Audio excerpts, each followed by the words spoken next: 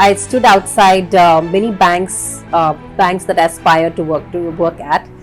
In the cold winters of New York, wearing my winter jacket. I only invested in a good winter jacket and made sure that I stood outside banks. I would give my resume to people who came out and said, like, introduce myself. I've literally done direct sales kind of things. I actually have been an angel investor very early on. I know the story of some of the most successful unicorns. There are days where they practically didn't know if they'd come back to office tomorrow. They may have to let go of everything. But they managed to tide those challenging times.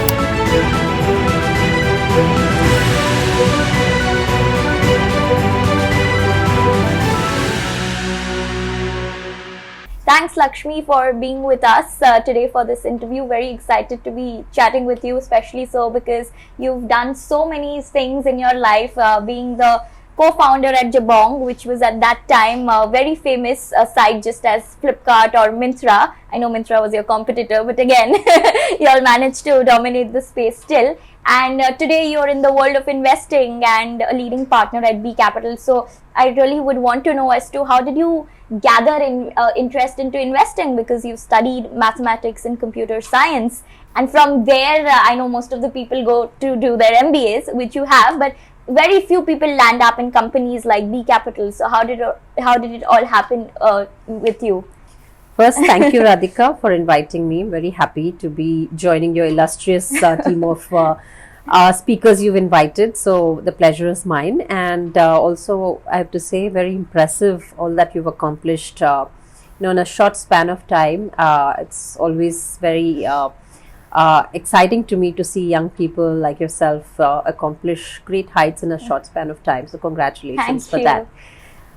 To answer your question, some of it is, of course, happenstance.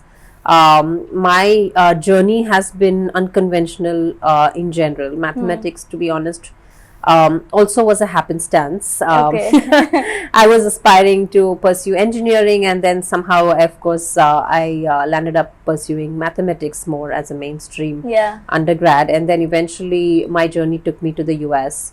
And at that point, I landed up working at IBM for a few years. But my aspiration has always been to look beyond just one area as a one functional expert, which would have been technology if I continued working at IBM. Which was your first job after MBA? Because I know with that kind of a degree from an Ivy League, you have so many companies wanting to hire you. How did you decide which one to go for? So I'm a class of 2009 when the biggest financial crisis happened. I can see.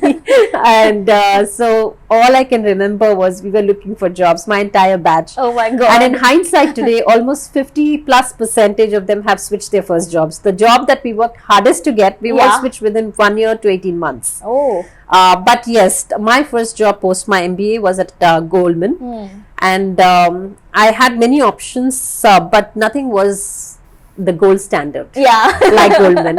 And after having gone to Columbia or an Ivy League, I didn't want to compromise and go anywhere. So I actually waited and post my graduation and continued looking, and then fortunately Goldman happened. Of course, it wasn't easy. I had to still go through 10 rounds of interviews and a long wait. It's a very elaborate, exhaustive process. And I stood outside many banks that aspire to work at.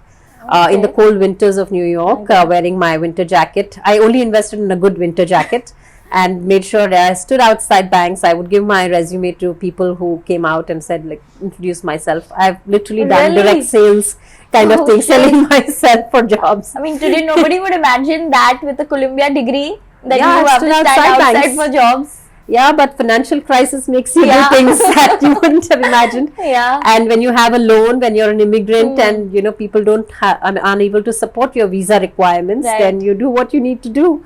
And so I did stand outside banks, and this is really like a true story. So this was while at Goldman or before? No, this was before I got Goldman. How did you get Goldman then? So this was through a campus interview, but then you don't know the outcome. So I can't say, okay, I'm interviewing here and then wait and not talk to any other banks. So I did talk, and I actually at the time I had Goldman. I had one other very prestigious bank. But then of course I had a better. I had a chance to work out of Asia for Goldman, and the role was far more what I was looking at. But yeah, that's kind of how that was my first job, and that's how it happened. Were there any people whom you would call your mentors while you were studying? Um, yeah, actually, my corporate finance professor, Donna Hitcherich, she is quite a dynamic lady, and I landed up becoming her TA as well, teaching assistant. Yeah. But in the first semester, I was terrified of her class. Okay. Because corporate finance, for anyone who's aspiring a career in finance, was like the class where you have to get honors H. And and then everybody's trying to ace this class. Yeah. So there was so much pressure. And because I didn't have a finance or an accounting background, I also was, had taking a lot of pressure. And in the process, this particular professor was quite known for being a little bit more intense and rigorous as well, and all due credit. But so from being someone who sat in her class aspiring and to get an H, and also wanting to learn that subject with so much more expertise, eventually she became a good friend, a good mentor. I ended up becoming her teaching assistant, both in London campus as well as in New York campus, and landed up going to her house for Thanksgiving. So she's been a great mentor for me as well. What was the best advice she gave you? The best advice, I think she didn't specifically tell me any advice, but she carried herself, and I think the way she conducted herself itself is advice. She said, she's like, be the best in what you do and just be unafraid. That was her personality. Okay. Yeah. I think fearless people always have a certain personality type. Yeah. She was just unafraid and very inspiring. And if I were to ask you, how are you as a person back then, and what has changed in you now? Like, what was the Lakshmi back in MBA days, and how have you evolved over the years? Yeah, I think I've realized I've certainly, of course, evolved a lot as an MBA, as an associate at Goldman.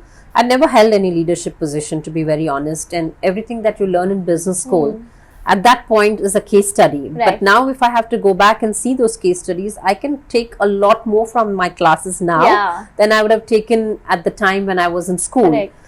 Because of the experience, and fortunately I've been able to build companies, I've been able to have leadership positions, I've managed people, I've learned a lot, I've unlearned a lot as well.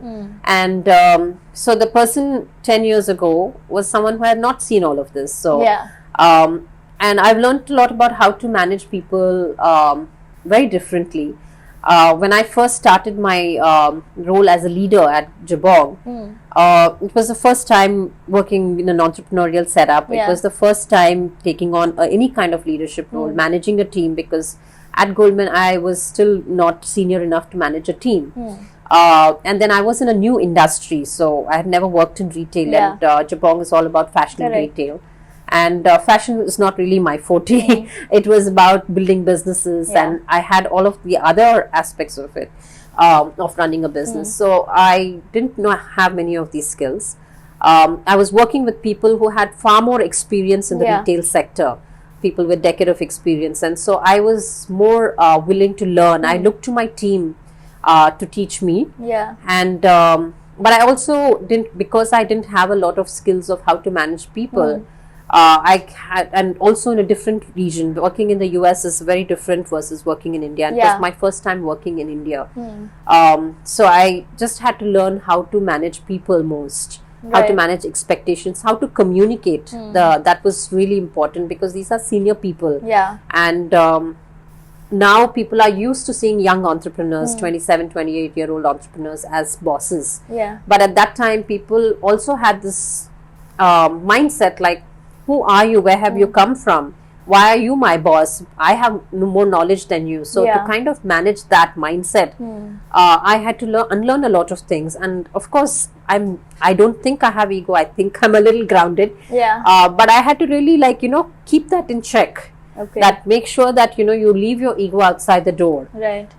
Because there are times when people behave in certain ways that as humans you feel like, okay, why is he or she speaking like this to me? Even clients and customers and vendors, because I used to go for vendor meetings, and vendor meetings think of traditional businesses. I built like a category called home and living. Somebody who's manufacturing bed sheets or home soft furnishings. he's a guy in his 50s and he's built his business from scratch, and he's like, who are these people who are coming and want to take my products online? To them, you're just somebody who's, you know, a young woman. So a lot of challenges were things that I had to, you know, deal with. So today, obviously I'm much older, so I don't have to deal with the problem of people thinking that I'm this 25-year-old or 27-year-old trying to do business.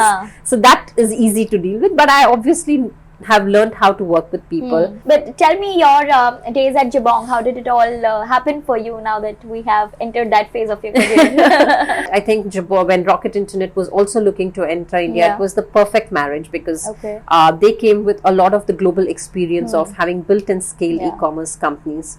I, you know, came with background, but I didn't really, you know, do anything of the scale.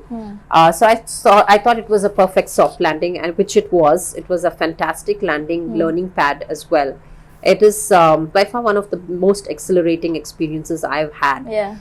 Never built a company, and then from day one we had thought about scale. We thought, okay, we're going to be the number one in fashion lifestyle. We're going to be the number one from a customer satisfaction perspective. Customer was always the prime focus. What we talk about when we think of companies have a seat like Amazon, and in the boardroom they have an empty seat which represents the customer. That's really how we actually practiced. And in a short span of time, Jabong was able to win the hearts of its customers purely because creating value for the customer was the only focus. We had introduced so many firsts while at Jabong. In fact, I had imported an entire consignment of apparel, so we could make quality apparel and more trendy, contemporary apparel available to customers.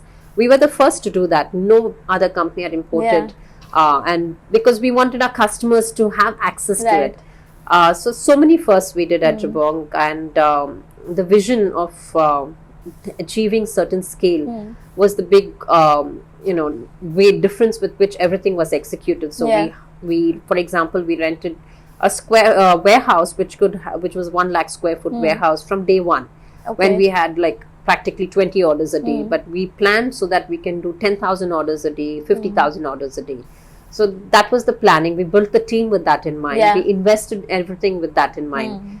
We were the first company to start our in-house logistics team as well, which no one else had done. So yeah, I could talk about my Jabong days for a long time. There are so many firsts. There are so many firsts. It is it's an exhilarating experience for me. But tell me, what were some of the challenges for you there? I mean, good days are something people speak about, but what were some of the bad days where you really had to pull your socks up and say, okay, no matter what, I'll get this done? I think from a business perspective, the big challenge that we faced was actually at that time people weren't very receptive to working with small companies. Startups was something that people shied away from. People had seen a few bad stories of startups, you know, shutting down overnight, and then people were left high and dry.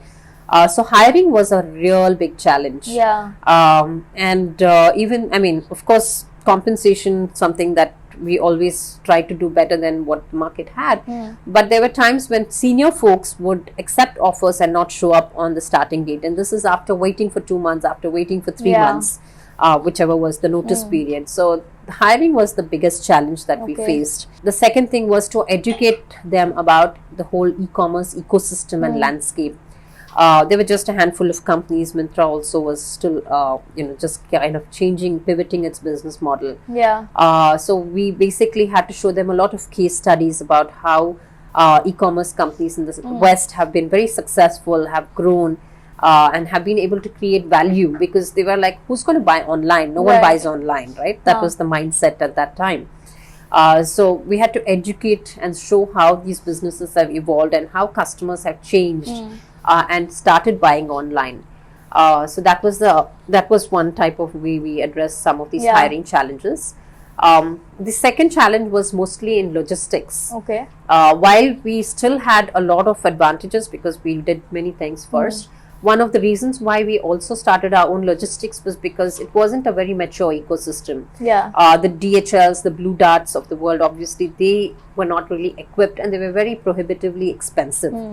So that's not viable for a customer nor for the business. So at that time customers weren't willing to pay for shipping anyway, so the business had to absorb it. Secondly, they were also not very familiar with shipping all kinds of products. Yes, a Blue Dart can always ship a piece of glassware, but it's something that they didn't do on a regular basis at volume, and like I said, the costs were anyway prohibitive. So for home and living as a category, or a beauty category, which both of which I built from scratch, we had to make sure the products reach the customer without breakage. So think, for example, of a lampshade. So these were things that were very challenging at the time, whether it was the way we packed it, whether it's the way it was delivered. All these things had to be planned and thought through. In fact, there were times we landed up shipping stuff because we didn't realize as well, and then the customer received, for example, a lampshade where the top of the lampshade, which was plastic or glass, would have broken, and then we realized, and then we started correcting course sometimes. So we learned lessons a little bit of the hard way. So that was another challenge that we had to deal with. Certain categories weren't really ready for logistics.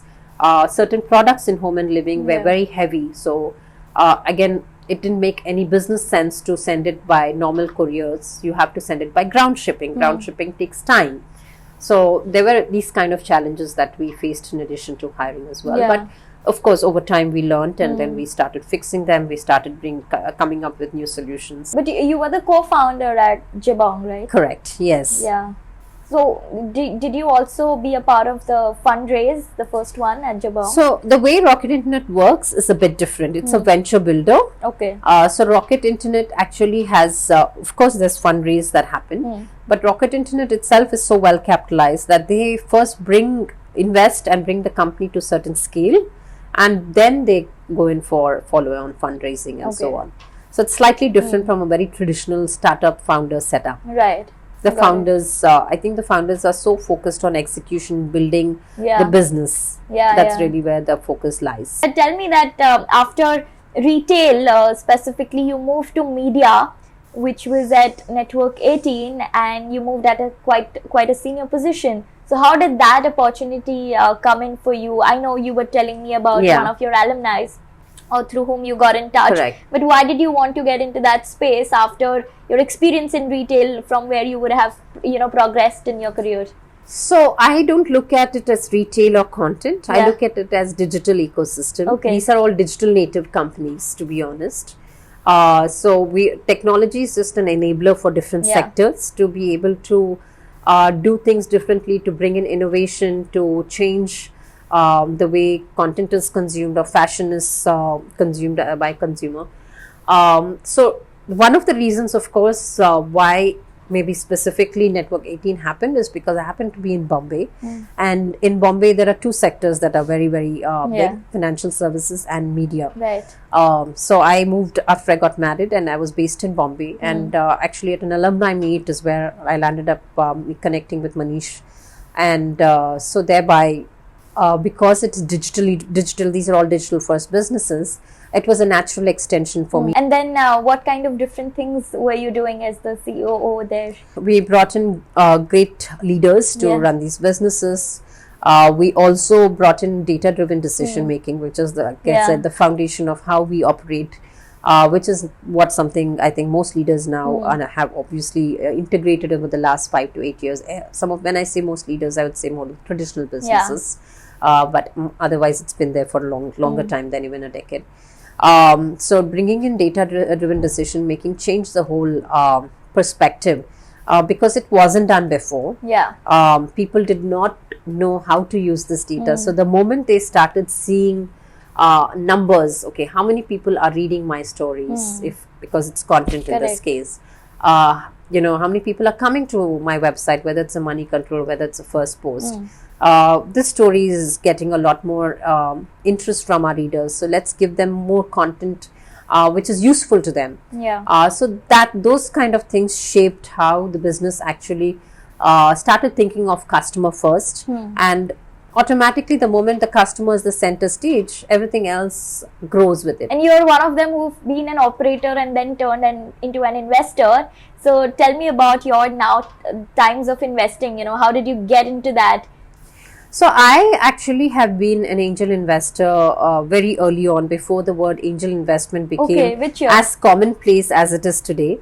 I started in 2011 itself, while I was at Goldman in Hong Kong, because I was watching what India was going through, and I wanted to be very close to the entrepreneur in some way. And because I was in Hong Kong, I said the closest and the best way I could be an entrepreneur is by investing. So that is when I became a member, affiliated myself with the Chennai Angel Association. Chennai Angel, because I'm from Chennai, so I discovered that there's this angel network there. And so since then I've been an investor.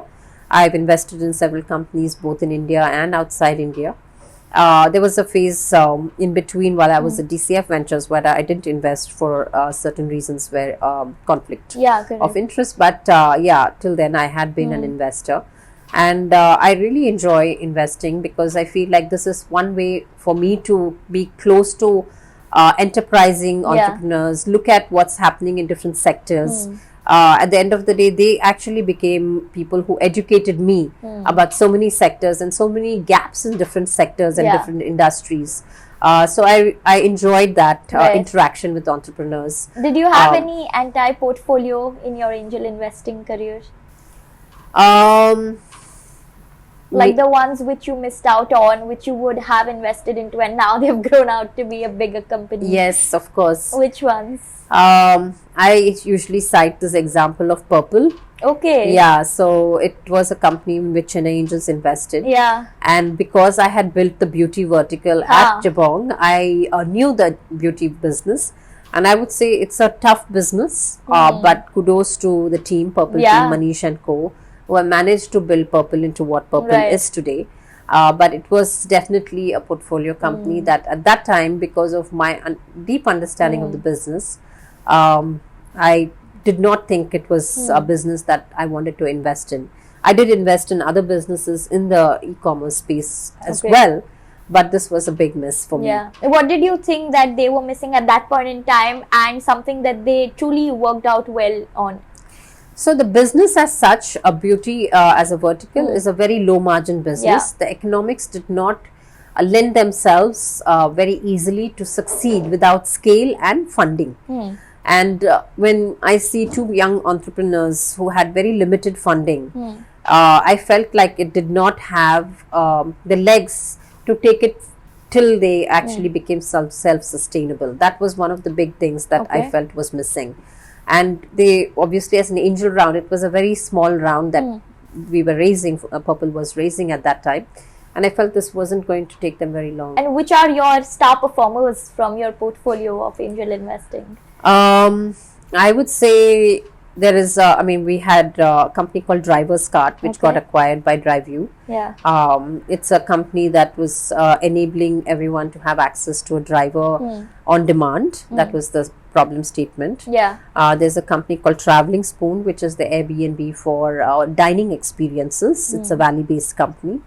Then there are companies which I facilitated investments, which I haven't invested for some other reasons at that time. But for example, PopXO, which got acquired by Good Glam Group, and Clovia, which got acquired by Reliance. I had been champion for these two companies when the Chennai Angels invested in them. Clovia, Chennai Angels didn't invest, but it was something that I knew the founder very well, and I was a big champion for their success. I think you were at that fund at that point in time. That was the reason why you didn't invest? So one of them was taking funds into London entity, and I couldn't do that. And the other time I was busy with my wedding, and my mom was unwell, so I was a bit distracted with other things on a personal front. And because you have been angel investing, tell me, what's the gender ratio looking like there? Did you get to interact with enough women entrepreneurs? In the last few years, I've seen actually there is probably I've seen fewer founders. It's not necessarily a function that there are less founders. It's just that I haven't encountered that many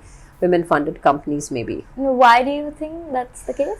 Broadly, I would say in the spectrum of number of startups that there are, there are overall far fewer companies founded by women. It's just the Yeah. percentage itself is less. And then probably by the time they go through their journey and get into the fundraising mode, maybe there is some that some companies fall off. Some don't want to raise funds as Yeah. well. And I think the funnel itself doesn't have a lot of companies which are women founded. Yeah. I think that's where the gap is. Yeah. And if I may ask this question as to why is it that a lot of women don't choose an entrepreneurial path even if they would want to? Do you think we still live in a society where they really care about what their family says and the families don't support a woman to have a business of her own? So it's a question that's very complicated to answer. Yeah. Today, I think women are very empowered. I don't think one dictates necessarily directly as to how a woman should, channel her career's path. But there are also a lot of probably not expectations. Some are social expectations, some are self-imposed, and some are natural, roles that a woman and a man plays in a family structure. A combination of these leads people to make different decisions. Okay. Ultimately, being an entrepreneur, I think one has to be committed to it very differently. You can't have a lot of commitments if you're an entrepreneur. Yeah. So you should be mentally ready to say, if you're choosing a journey of an entrepreneur, the next 3 to 5 years are going to be years of where you have to make choices, Yeah. not necessarily sacrifices. Sacrifices is a very strong word. Right. You may not necessarily be able to participate in every celebration the family may have. You may not be able to go to every PTE meeting of your child. Yeah. And those are choices that we need to be comfortable with. We will have late nights. So all these should be okay with you. And yes, your family should support. But I feel like to a large extent, families are now starting to get more supportive. But again, sometimes if you're in a nuclear family, you may not have the support. It's not like there's no one's like for me, I'm in a nuclear family. My dad stays in Chennai. And I don't have a mother. So I don't have maybe the system to support me, but I can hire systems to support me. Am I willing to make that investment in hiring people? Because is this important to me? So so it's a very complicated answer. I don't think it's necessarily society alone. It is women also. We are to some extent, there is certain role that we'll end up taking on our own. Maybe nobody is telling you how to do this. Yeah. We probably don't give somebody a chance in the family to help take on more responsibility, right? Yeah. So those are things that will have to change. It is changing. There are obviously far more, so many success stories of people who have managed to do it. It's a stage in life where they are. Some are in stages where they're able to make these choices easily. Some are not in the same stages. So Yeah. I don't think it's society now that's completely the only reason. Right. And tell me, how did the present opportunity where you are working at B Capital happen for you? I know we were discussing in the earlier part of the interview, but just so that we are in the flow, how did that happen, and what is it that you do there as a part of business development? So essentially, I actually reached out to B Capital to be a client for me at DCF Ventures because we help grow portfolio companies at DCF Ventures. Right. As an operator, and that's how my chance meeting with B Capital happened. And my partner, Mr. Arjit Sen Gupta, he, we had these chats, and then he reached out to me saying, "Hey, can we chat?" And of course, at that time, COVID had also happened, and couple of key strategic changes at DCF Ventures with government, some of the government initiatives. The entire strategy had changed, because of which I had to make some tough decisions. And at the same time, B Capital also had this opportunity to be an operator and help their global portfolio companies, which was a great natural extension for me. I'd been working with startups from Israel and UK, and then this one kind of gave me a bigger platform to work with much more growth stage companies versus early stage. And as head of business development, I was able to help many of the companies expand into Asia Pacific markets, into Australia and new markets. So it was a natural extension of my skills, as well as give me an opportunity to work with bigger companies as well as in new geographies, like Australia and Singapore. So, can you cite an example of how you helped a company at B Capital grow in Southeast yeah, Asia? I mean, I would. I want to be cautious. Some of it is something that maybe not public consumption. I know. But essentially, what we did at B Capital as business development practice was to enable these companies to meet their client profiles. It could be, for example, a company which is in the revenue optimization space. We want to meet a CRO or a CFO of the company. So we would enable these kind of facilitate and enable these connections. The purpose is to help them have faster conversations with decision makers. Because especially when you enter a new geography, it takes a while to establish yourself, understand the lay of the land, get your bearings. And if we are able to fast forward that experience, what you learn in 1 year, if you can learn it in 6 months, you can accelerate and amplify what's working. And then sometimes maybe it's not working, and at least you have to change your strategy, and or even take a step back, and maybe this is not the right place for you.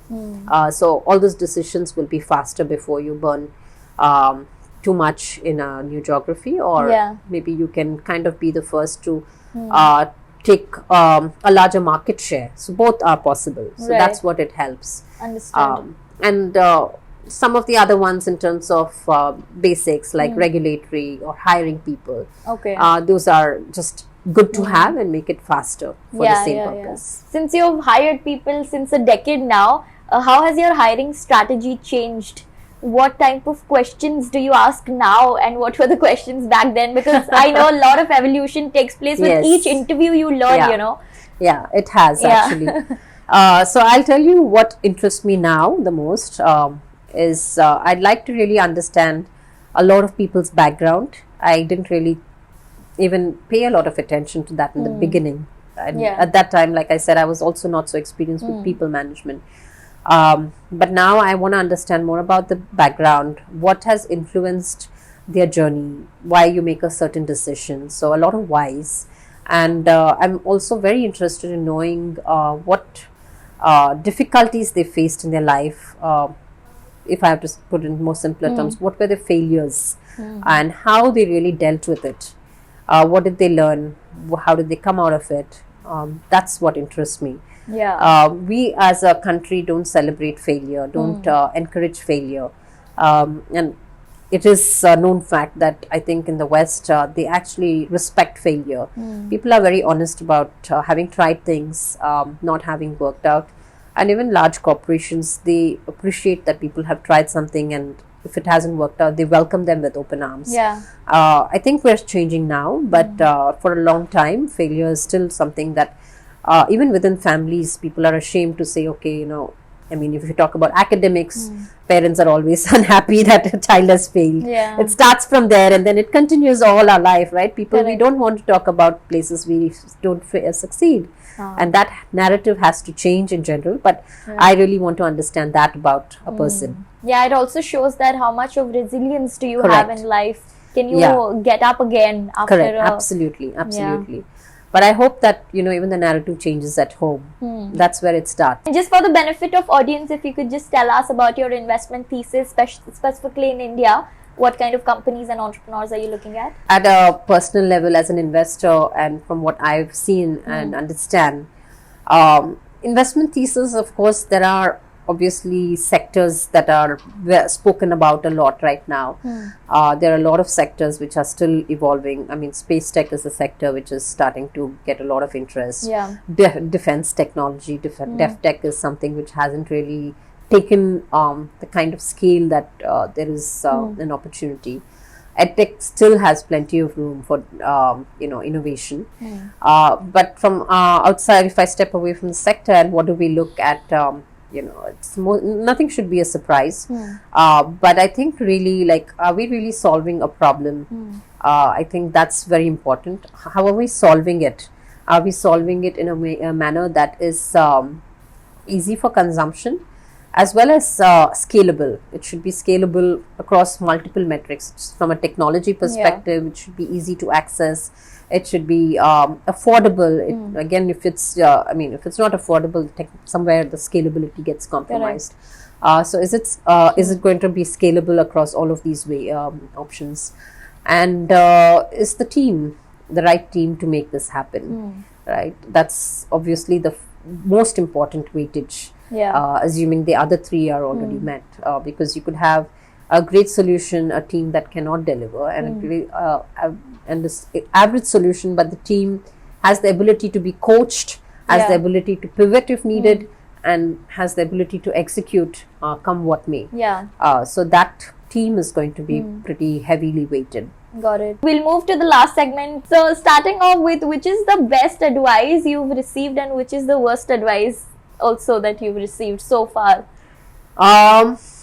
Best advice, I think my mom. I used to be one of those serious students where I was always more trying to do a lot more at school academically, and my mom always said, she'd say, don't be so serious, take it easy.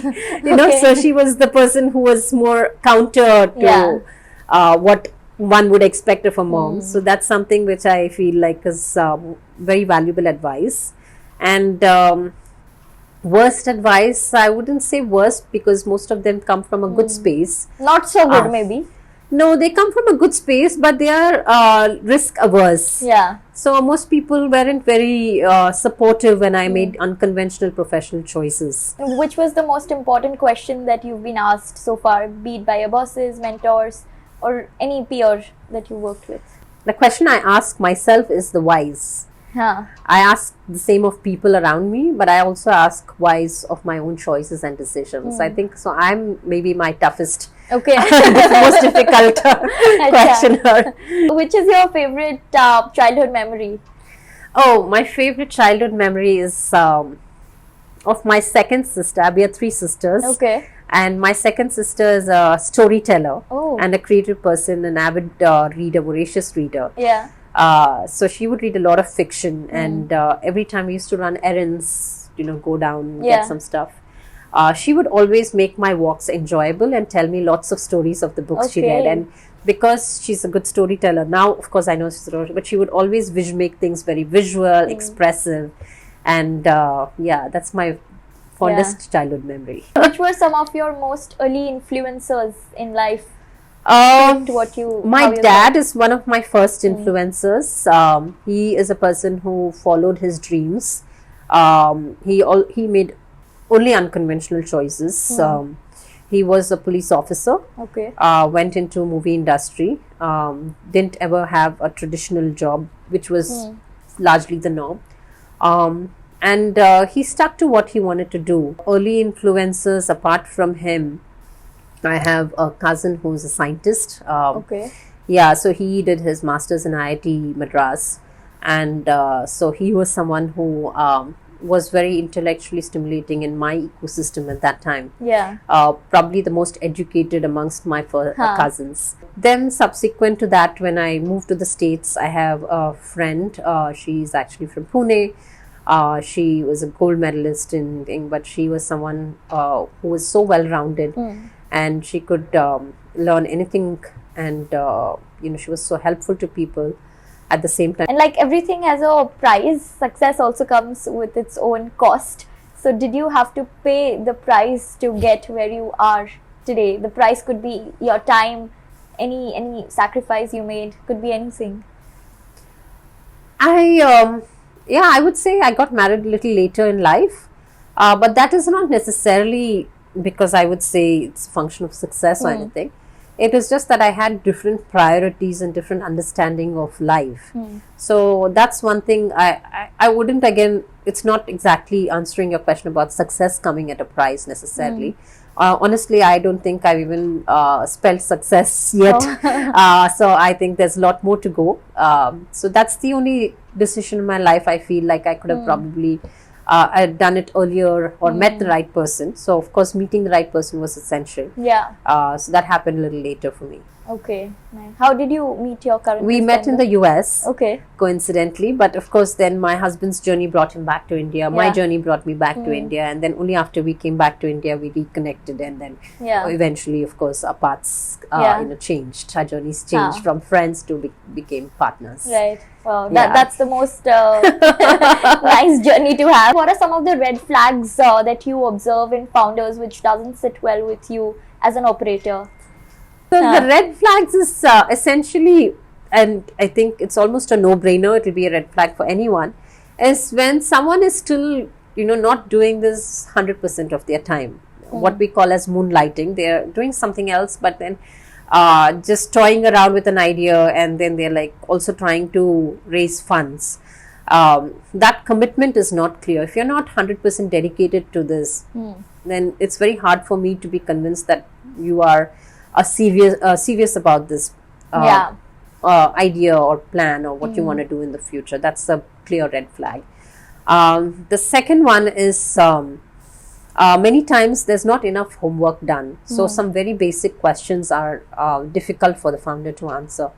And these are people sometimes even who may have a lot of good credentials, who have passed that eyeball checklist that many people have, and you would expect, okay, person coming with this kind of background or pedigree would have done, and one will be surprised that they would have had very little homework about who their competitors are. Someone might be doing something very similar, and they're not able to explain what is different between company X, which is doing something similar, and what they are doing. The third one is they may not have talked to a customer. They may be very deep into what they're doing, but they would never have tried and talked to a customer and gotten feedback about what customer wants. And lastly, what was the last thing that you did for the first time? What was the last thing I did for the first time? Yeah, I'm learning baby rhymes. Thanks a lot for doing this with us. I had a fun time chatting with you, and I hope you had a good time and didn't get bored with my you took me down a lot of memory lanes. I surely enjoyed it, and it was like I've known you for a long time, and I think that's credit to you actually, bringing out this aspect and conversations which people sometimes, of course, even I've forgotten many of these conversations. So thank you for taking me down some very good memory lanes and reminding me of things that I have actually done also. Sometimes we tend to forget, correct. You're only as good as your last one. So you forget some of the difficult times you've gone through and come out successful. You need to be reminded that difficult times have some good endings.